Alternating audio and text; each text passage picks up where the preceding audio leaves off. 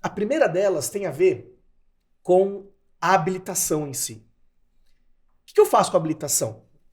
Muita gente, talvez a maioria das empresas, já tinha um processo, já transitou em julgado, já habilitou e já aproveitou. Eu consigo habilitar de novo? Eu não habilito? Cara, habilito complementarmente. Então, essa é a primeira pergunta. E a segunda é assim, o que eu faço com as minhas obrigações? Cara, essas empresas já ficaram enlouquecidas nos últimos anos de ter que ficar retificando IFD, retificando CTF, compõe crédito, faço isso de novo? Como é que eu faço isso? É possível? Então, se eu entro, por exemplo, no ECAC, tenho lá uma decomp que já foi não homologada, teve um despacho decisório.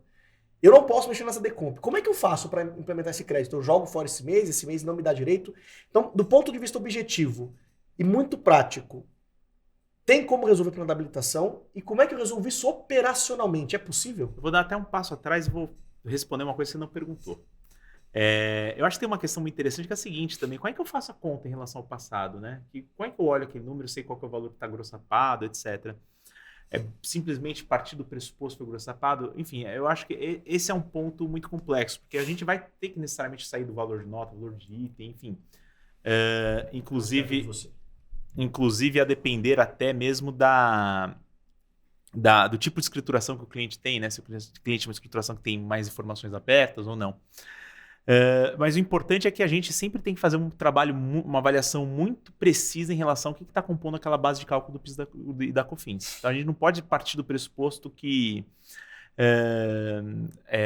o Grossapi está lá ou que só está o PIS e a COFINS. Enfim, a gente pode ter descontos impactando, a gente pode ter uma série de outros fatores que vão impactar. A gente tem que analisar então bem essa base de cálculo, entender tudo que a compõe para daí então a gente fazer a conta certa. Dito isso, vamos pensar, por exemplo, então vamos encarar essa questão da habilitação que você disse, né? Poxa, eu tenho uma ação lá no passado, né? Porque a sua pergunta é a seguinte: poxa, eu tinha uma ação lá no passado. Eu recuperei como todo o mercado recuperou, e eu digo todo o mercado que a gente implementou para diversas empresas, essa recuperação fazendo o método da subtração, da mera subtração do ICMS Tiro destacado. destacado. Exatamente, tiro destacado. Então, eu implementei dessa forma. Poxa, mas será que eu não poderia, então, retirar o Grossap dessa base de cálculo? Bem, quem for enfrentar essa discussão vai ter que se deparar com essa questão da habilitação. Eu já habilitei esse valor, muitas vezes já habilitei, consumi integralmente. Eu vou precisar fazer uma nova habilitação, eu posso usar mesmo, enfim. Eu acho que nós temos duas correntes aqui, tá? Pelo menos eu tenho visto dos pareceres que a gente tem implementado, né? A primeira é que a habilitação, de fato, ela não homologa valor. Acho que é por o artigo 104 da IN 2055, que vai falar que a habilitação não vai homologar o valor. Ou seja, a habilitação tem outras funções. Ela vai servir para verificar se atende o 170A do CTN, né? Se houve o trânsito em julgado.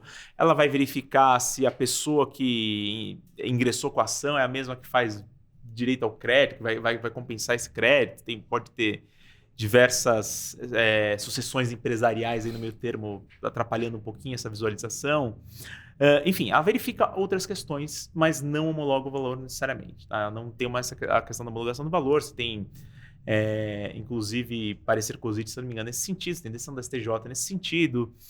Então, esse valor é passível de revisão. Mais do que isso, até, o valor que a gente encontra na habilitação, ele não é o mesmo valor que a empresa de fato compensa, porque quando a empresa vai habilitar, ela calcula a Selic até a data da habilitação.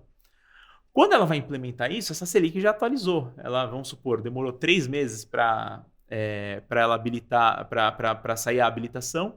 Quando ela vai fazer a habilitação, ainda que ela faça toda de uma. Desculpa, a compensação, ainda que ela faça toda de uma vez, essa Selic já é superior.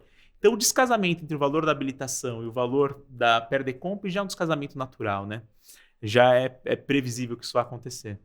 Então, o que a gente tem visto é que uma parte dos escritórios tem defendido que você, na verdade, não é necessário fazer uma habilitação.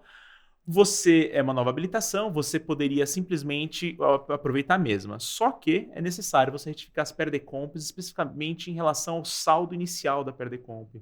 Então, quanto eu tenho de crédito disponível naquele momento? Então, se antes eu tinha 100, de repente eu tenho agora 105, porque eu recalculei isso.